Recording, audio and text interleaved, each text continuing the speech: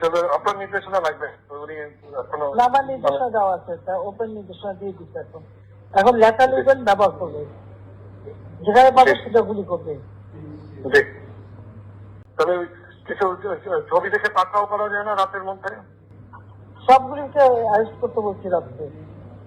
হ্যাঁ, পাকড়াও করলে না, ওটা বলা হয়েছে, ওটা র্যাব জিএফআই সবাইকে বলা হয়েছে যে যেখান থেকে যে কথা পারবো ধরে ফেলবে, জি। ওটা বলা হয়েছে।